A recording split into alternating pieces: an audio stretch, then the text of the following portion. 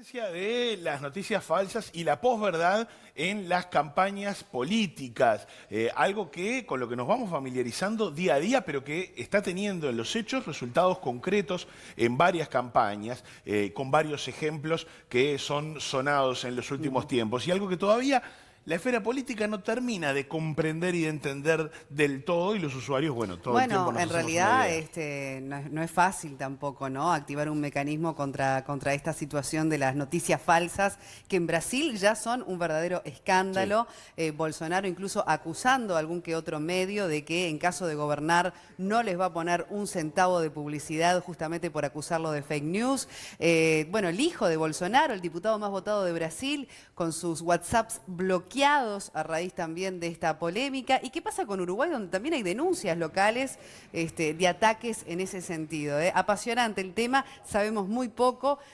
Todavía tampoco estamos todos demasiado preparados como para identificar rápidamente una falsa noticia de una verídica. Pero tenemos que Hay entrenarnos. mucha inocencia en esto aún. Y hay intencionalidad también, ¿eh? Pero inocencia, siempre.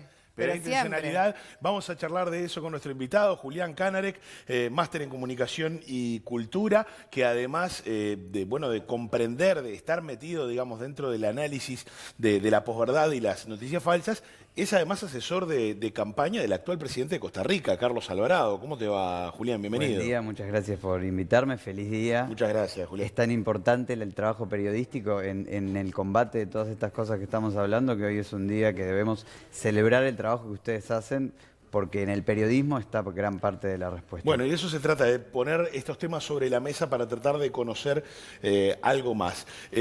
Concretamente, vamos a la situación de Brasil, que la venís observando y analizando desde que se ha dado a conocer que precisamente a través de las redes se tergiversa, se envía información. La gente muchas veces, incluso los políticos, se concentran en los grandes medios, legislan sobre los grandes medios. Y por debajo, ¿qué está pasando con el universo de las redes? Y toda la campaña que se juega en WhatsApp. Por supuesto. ¿No? 120 millones de usuarios tiene Brasil de WhatsApp. 147 millones de lectores, 120 millones de usuarios de WhatsApp que dicen utilizarla 30 veces por día, el 90% de ellos, y el 66% de los usuarios de WhatsApp en Brasil manifiesta que comparte diariamente noticias o publicaciones sobre política en WhatsApp. Y todo el tema de las posverdad y las fake news está en constante evolución. En el 2016 esto irrumpe como una temática mundial, incidiendo en las elecciones de Estados Unidos, y se empieza a controlar lo que son las plataformas y hacer un control desde el ámbito político. Ahora todos recordamos cuando Zuckerberg va al Congreso y tiene que admitir que se le pasaron algunas cositas, Cambridge Analytics, un montón de situaciones que lo que hacen es hacer que Facebook, por ejemplo, cambie el algoritmo por el cual nosotros vemos determinadas informaciones dentro de la plataforma. Hoy hay una investigación tanto de la Universidad de Stanford como de la Universidad de Nueva York que verifica que Facebook pudo bajar la incidencia de las noticias falsas en un 50%, pero que en Twitter del 2016 a hoy subieron. Claro. Pero Facebook, que pudo lograr bajar por su algoritmo las noticias falsas en el newsfeed es lo que nosotros vemos en las... El muro. El muro, es lo que estamos viendo, lo que los demás comparten, no lo puede bajar en WhatsApp, que es de su propiedad. WhatsApp es de Facebook. Y en WhatsApp es mucho peor porque WhatsApp es una red social privada, de persona a persona o de grupos, y cifrada. Entonces, no aparece a la luz pública. Todo lo que sucede en WhatsApp es entre personas. ¿Y qué fue lo que pasó con el hijo de Bolsonaro, este diputado que hoy dice están todas mis cuentas bloqueadas, todos mis grupos bloqueados de Facebook, y se lo acusa de ser promotor de estas fake news? Hoy ya se las desbloquearon, pero en realidad él lo que dijo públicamente es que tenía 5.000 grupos. Imagínense que una persona normal no puede nunca jamás administrar 5.000 grupos de WhatsApp. ¿Cómo estaría uno con la mano mandando un mensaje a 5.000? O sea, es una organización. Es una organización, y ahí lo que hay es la detección de máquinas, que lo que están haciendo, las máquinas se llaman bots, y los bots lo que hacen es mandar sistemáticamente mensajes que tienen a veces ingredientes de posverdad o son fake news, porque esto también hay que diferenciarlo. La posverdad, que fue este último año integrada al diccionario de la Real Academia Española, es una distorsión de la realidad. Pero la fake news tiene que ser viral y además deliberadamente una mentira. ¿Tenés un ejemplo para darnos concreto de este último tiempo de fake news así escandaloso? Bueno, Y de Puede ser posverdad también. de cualquier país. en igual. Brasil, por ejemplo, hay una imagen que circuló la campaña de Bolsonaro que es Haddad, cuando era el prefecto de la ciudad de San Pablo, fue a inaugurar un autódromo y se baja de un auto de muy alta gama que es un Lamborghini. Recortaron el video e hicieron circular ese video diciendo, miren toda la plata que se robó el PT, este es el auto de Haddad. Haddad tuvo que salir a decir, yo no tengo auto, ni uno, no es Claro. ni ese ni otro. Ahí tenemos la imagen de la inauguración del autódromo y cómo entonces se armó ese fotomontaje con la leyenda y que el común de los usuarios no suele interpelar este tipo de cosas. Reacciona condenando o aprobando, lo que sea, y comparte, que ese es también uno de los mayores peligros. Sí, y además no estamos entrenados para preguntarnos si es verdad o es mentira algo que alguien de nuestro círculo cercano nos está compartiendo. Bueno. Bien, pero ahí vos decías el periodismo ejerce una función fundamental, Sí. ¿no? Que es el combate, donde, por ejemplo, en Brasil, bueno, Bolsonaro denuncia un medio muy, muy conocido, el Folha de San Pablo, además lo presiona, ¿no? En el sentido de si gano no te pongo un peso. ¿Qué pasa con la función del periodismo en esta situación, donde también se ve muy presionado? Bueno, acá, en ese caso, y se dio también en Estados Unidos con Trump, lo que hay es, cuando descubren que hay una utilización de fake news, los medios tradicionales, los gobernantes lo que hacen es decirle, vos sos fake news. Y ahí lo que entramos es en una confusión enorme que lo que hace es embarrar la cancha hacia el ciudadano y que no entienda bien qué es fake news y qué no es fake news. Pero acusar de fake news a un gran medio ya lo hizo Donald Trump diciéndole a Fox, ustedes son fake news, Sí, yo no claro. hablo con ustedes. De hecho fue el que popularizó de alguna manera el término también. Claro, entonces lo que se hace es banalizar el término y no entenderlo. Y termina siendo un término entendido por la academia o por quienes están estudiando estas temáticas y no necesariamente por las personas que en algún caso comparten sin saber y sin compartir desde la convicción lo que están compartiendo desde la acción en sus redes sociales porque no entendieron que eso está sacado de contexto. Y no hay que culparlos por ello. El rol del periodismo es porque ya hay un montón de iniciativas de chequeo, de verificación de las noticias, que lo que hacen los grandes medios es chequear si esto que está diciendo el político o la campaña o alguien que no es ni la campaña ni el político, Un pero ciudadano. que es un ciudadano no identificado, pero que juega muchas veces en la oscuridad a favor de determinados intereses, ¿es real o no es real? En Uruguay hay un ejemplo que es UiCheck y La Diaria está lanzando La Diaria Verifica, que son dos ejemplos que UiCheck nació para chequear los discursos de los políticos, pero cada vez más está empezando a variar todas estas plataformas de chequeo de datos.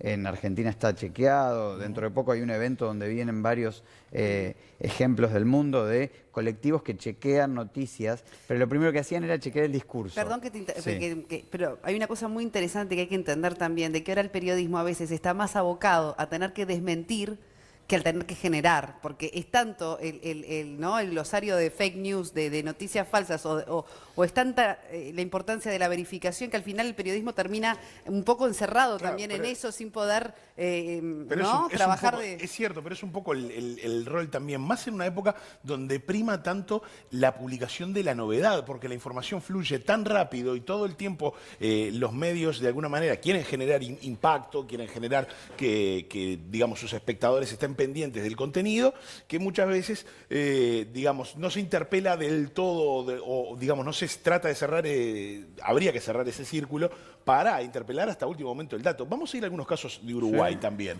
porque para que ustedes puedan también familiarizarse con lo que ocurre con el sistema político y la posverdad. En este caso, la cuenta de Luis Lacalle Pou tuvo que desmentir algo que se había dicho desde la cuenta oficial del Frente Amplio en Twitter. ¿Recordás este caso, Julián? Sí, claro.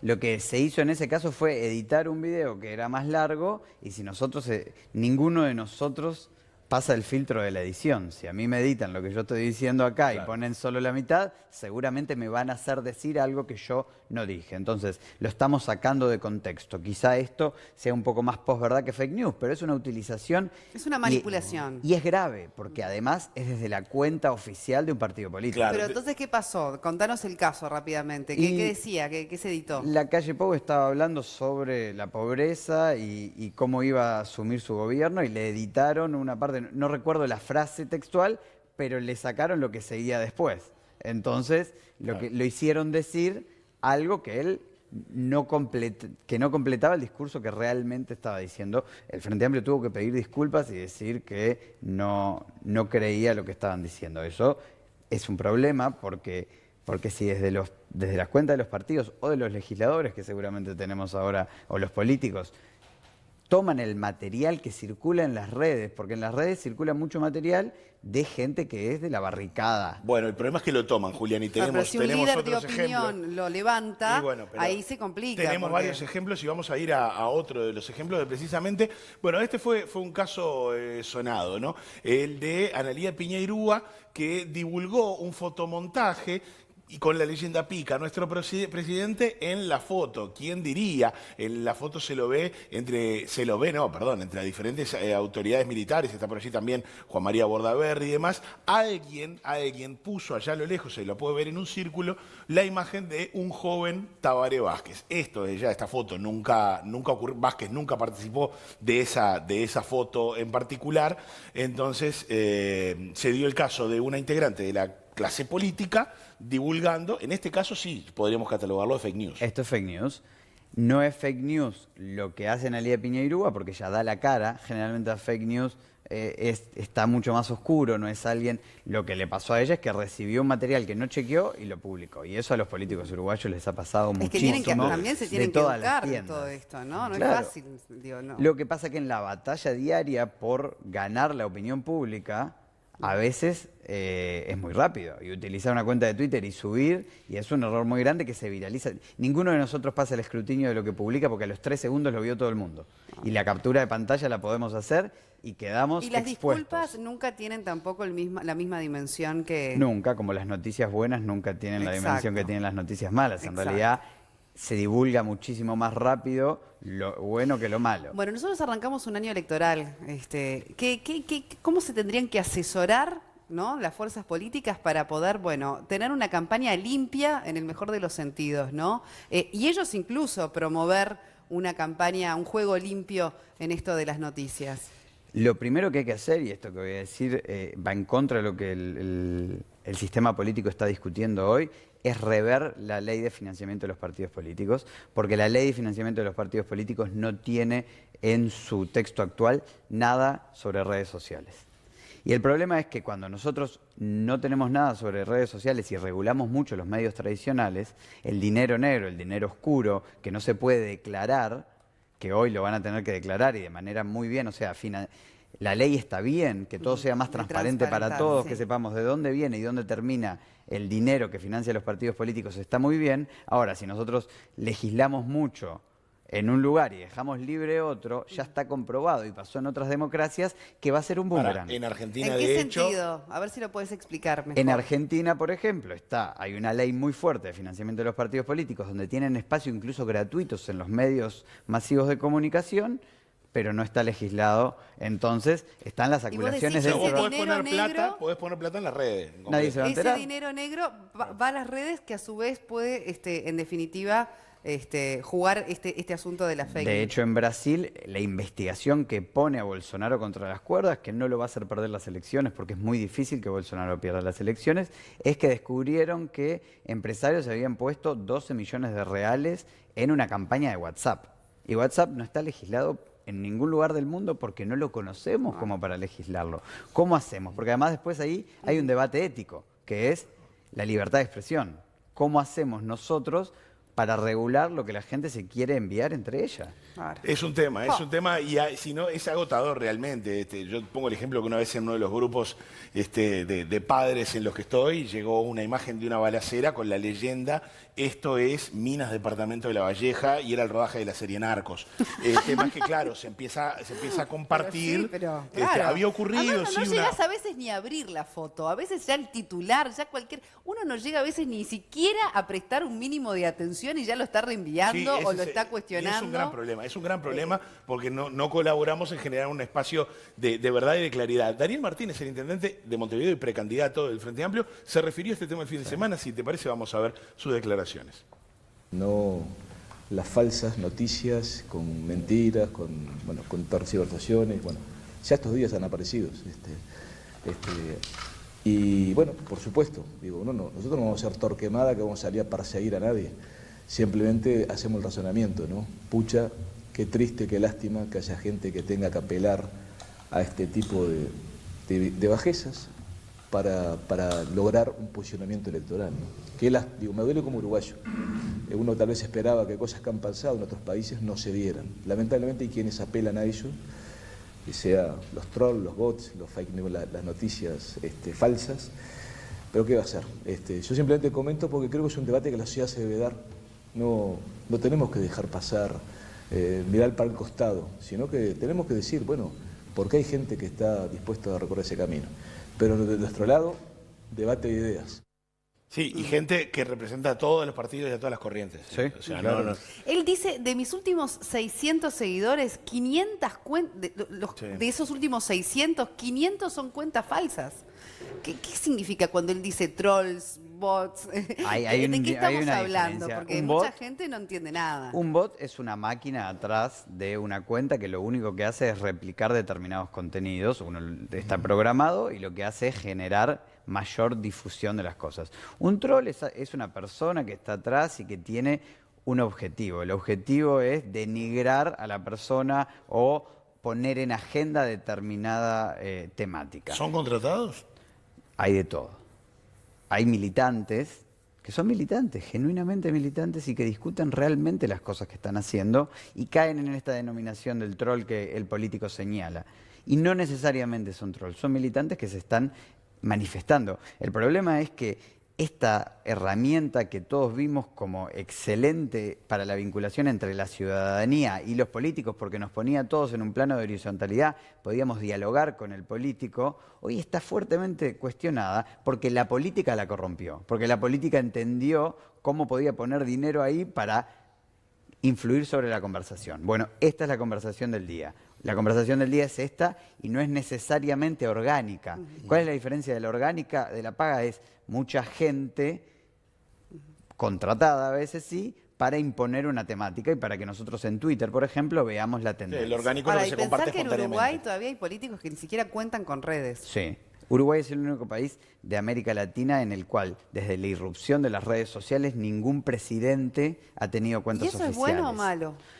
Es ¿Qué genuino. lectura tendríamos que...? Yo creo que no es ni bueno ni malo, porque en realidad lo que sucede es que es auténtico con quienes fueron los presidentes desde que tenemos redes. Jorge Valle, Tabaré Vázquez, José Mujica, Tabaré Vázquez. Si ellos no se sienten cómodos en la utilización de redes sociales, es genuino que no lo hagan. La institucionalidad sí tiene que tener una cuenta, la Casa Presidencial de distintos lugares del mundo o Presidencia de la República. Por último, y más allá de que, por ejemplo, Jair Bolsonaro tenga cuenta o no tenga cuenta, hay un hecho que es real. Muchas veces la opinión pública se suele apuntar a los medios y decir los medios son formadores de opinión y buscan, digamos, llevar agua a su molino y demás. A Bolsonaro en los medios tradicionales no tuvo casi participación. Todo el partido se jugó en las redes. Cada vez que alguien va a googlear a Bolsonaro, está leyendo algo que dijo, algo que hizo, y eso también va cimentando y haciendo crecer su estatus. Sí, claro que sí. Bolsonaro tuvo una inversión 16 veces menor que la de Haddad en los medios tradicionales. Mucho para conversar. Julián, muchísimas gracias. Gracias a ustedes. Apasionante, y Claro que además sí. tanto para aprender desde todo punto de vista. El jueves con Tacuabé seguimos hablando sobre precisamente los trolls, los bots y también las fake news en redes. Bueno, Julián, está como para que nos vuelvas a visitar Cuando a quieran. corto, mediano y largo plazo. Cuando quieran, es un gusto. Un placer ha sido nuestro.